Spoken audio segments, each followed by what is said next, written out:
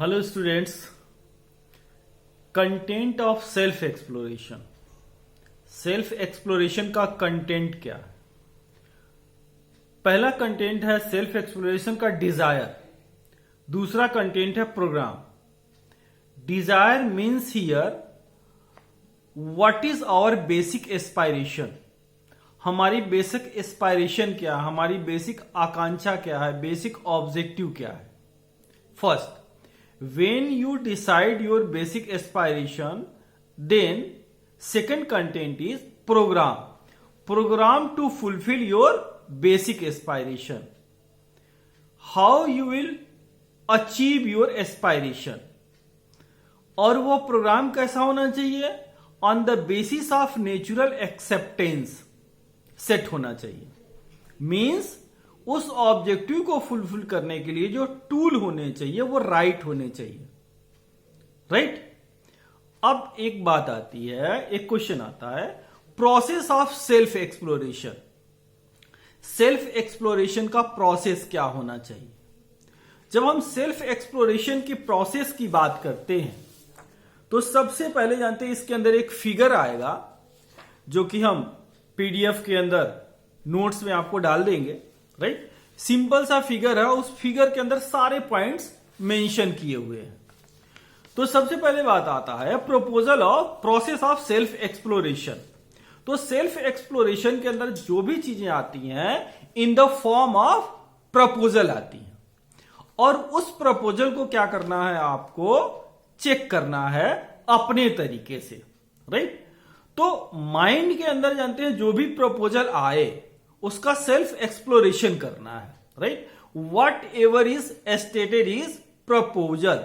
जो भी चीज कही गई है वो प्रपोजल है और आपको उसको वेरीफाई करना है। तो पहला पॉइंट आता है कि do not start by assuming it to be true और फॉल्स। एज्यूम नहीं करना है किसी भी चीज को कि यह सही है या गलत है। You must be check it in your own right. आप अपने तरीके से आपको चेक करना है कि यह सही है या गलत है। It would only add to our set of assumption and belief, and instead of being an aid for us, instead of helping us. अगर हमने एज्यूम कर लिया किसी चीज को या मान लिया तो वह हमारी प्रॉब्लम को सॉल्व करने के बजाय वो हमारे लिए बर्डन क्रिएट करेगा बाद में। राइट? इसलिए सबसे पहला काम क्या है कि एज्यूम नहीं करना, एजम्पशन पर किसी चीज को नहीं लेना है, अपने तरीके से उसको चेक करना है। ठीक? अब दूसरी एक चीज आती है verify it on your own right. Second point, अब इसके अंदर दिया हुआ फिगर में जो आप देखेंगे तो सबसे पहले हमने लिखा हुआ don't assume it to be true. किसी भी चीज को एज्यूम मत करो कि यह सही है या गलत है। दूसरा, verify it on your own right. अपने तरीके से उसको जानते हैं वेरीफाई करो। You must verify all the proposals being made here in your own right. Right? It has to be self investigation by you, not by others. जो भी जानते हैं सेल्फ एक्सप्लोरेशन करो, सेल्फ इन्वेस्टिगेशन करो खुद से। ऐसा नहीं कि किसी ने करके दे दिया आपने उसको मान लिया। And verifying in your own right implies the following. कौन कौन सी भाई? डू नॉट जस्ट एक्सेप्ट और रिजेक्ट। किस किस बेसिस पे जानते हैं एक्सेप्ट या रिजेक्ट नहीं करना है? पहला बेसिस दिया हुआ है not on the basis of scriptures. Second, not on the basis of instruments. Third, not on the basis of others. अब पहला जो लिखा हुआ है not on the basis of scriptures. ऐसा नहीं कि जो चीजें कहीं लिखी हुई हैं, आपने कहीं से पढ़ी हैं, वो सही ही हो। आपको क्या करना है, उसको इन्वेस्टिगेट करना है। If you find it is right in your own way then you have to accept it, otherwise reject करना है। दूसरा लिखा है not on the basis of instrument. कोई चीज आपने देखी, किसी तरीके कोई प्रैक्टिकल करके किसी ने बता दिया और आपने मान लिया, ऐसा नहीं करना है। आपको खुद उसको करके देखना है, तब आपको मानना है। एंड तीसरा not on the basis of other, दूसरे ने कह दिया कि यह चीज सही है और यह चीज गलत, हमने मान लिया, ऐसा आपको नहीं करना है। आपको खुद उसको जानते हैं इन्वेस्टिगेट करना है, चेक करना है, सेल्फ एक्सप्लोर करना है कि यह सही या गलत है, तब आपको मानना है। अब इसके बाद बात आती है, firstly verify the proposal on the basis of your natural acceptance. जो भी प्रपोजल आपके पास आता है उसको नेचुरल एक्सेप्टेंस के बेसिस पे आपको क्या करना है, वेरीफाई करना है कि नेचुरल एक्सेप्टेंस के बेसिस पे यह सही है या गलत है। Natural acceptance is a faculty, right. अब फैकल्टी इसको क्यों बोला है? Because it is present in each one of us, हर आदमी के अंदर यह प्रेजेंट है।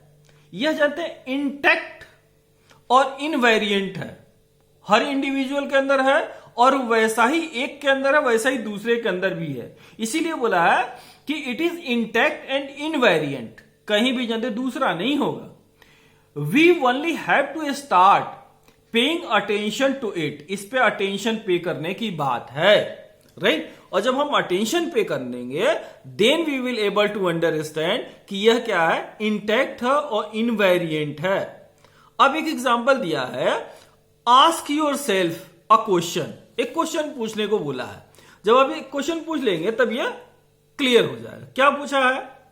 पूछा है, is trust naturally acceptable to me in relationship? क्या ट्रस्ट हमारे द्वारा ही संबंधों में एक्सेप्टेबल है? और is mistrust naturally acceptable? Trust acceptable है या मिसट्रस्ट एक्सेप्टेबल है? आंसर हमेशा आएगा कि trust is acceptable in relationship. Clear? कोई भी जानते हैं मिसट्रस्ट एक्सेप्ट नहीं करता, ठीक। सेकंड आता है, leave according to the proposal to validate its experientiality, right. अब बोला है कि आपको क्या करना है, एक्सपेरियंशियल वैलिडेशन करना है, जी कर। तो इसके अंदर दो चीजें आती हैं। पहला बोलता है behaviour with human leads to mutual happiness. जो हमारा बिहेवियर दूसरे आदमी के संग होगा उससे म्यूचुअल हैप्पीनेस क्रिएट होगी। एंड दूसरा पॉइंट इसके अंदर है, work with rest of the nature leads to mutual prosperity.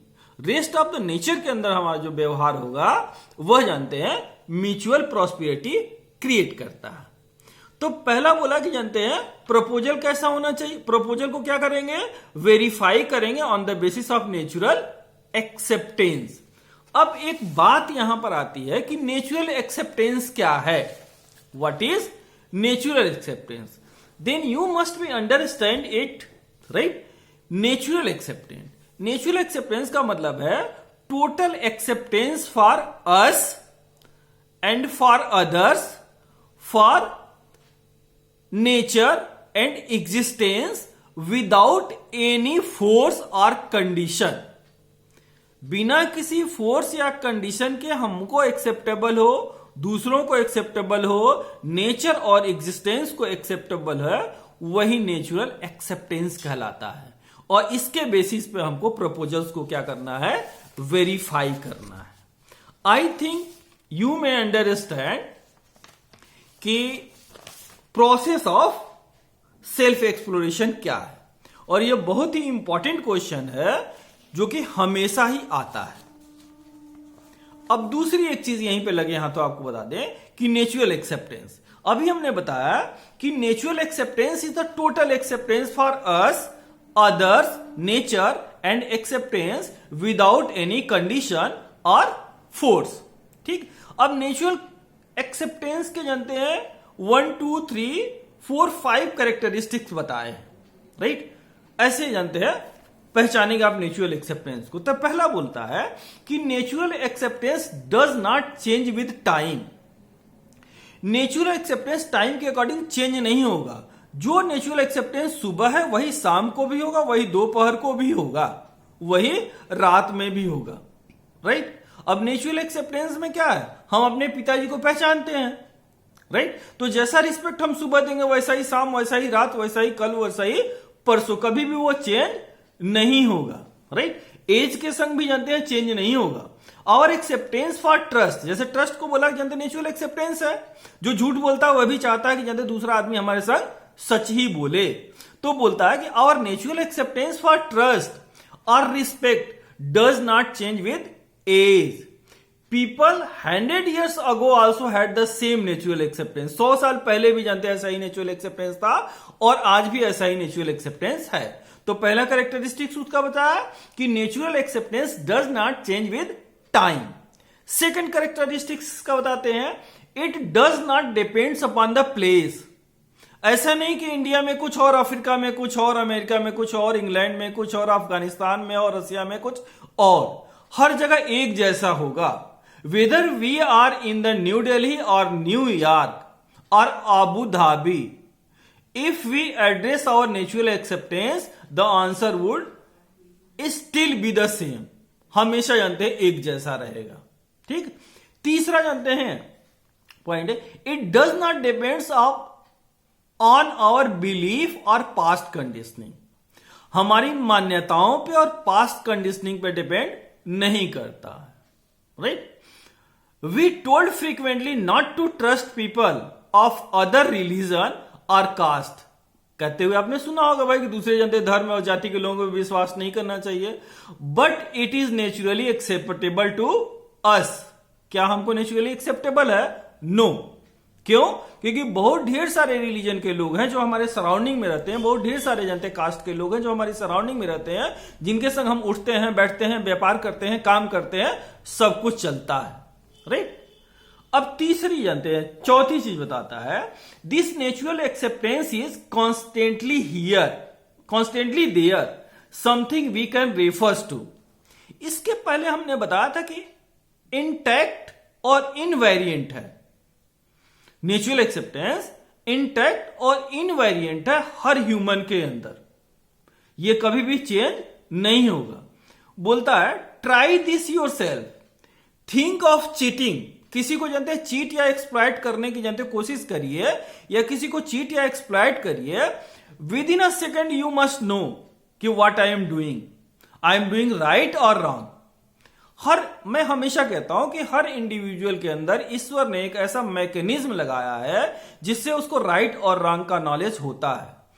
हम रॉन्ग कर रहे होते तब भी हमको पता होता है कि हम रॉन्ग कर रहे हैं, राइट कर रहे होते तब भी हमको पता होता है कि हम रॉन्ग कर रहे हैं। इसीलिए बोला कि इंटैक्ट और इनवेरिएंट है। ठीक, एंड लास्ट में बोलता है natural acceptance is the same for all of us, it is the part and parcel of every human being. बोला कि नेचुरल एक्सेप्टेंस सबके लिए सेम है और ये हमारे लाइफ का जानते पार्ट और पार्सल है। अभी हमने इसके पहले बोला कि इंटैक्ट है और इनवेरिएंट है, हम इसको चाहे तब भी निकाल कर नहीं फेंक सकते। हमको हमेशा पता रहता है कि I am doing something good और बैड, एंड वी अंडरस्टैंड और रिकॉग्नाइज या realise on the basis of natural acceptance. Okay, thank you. Wait for next video.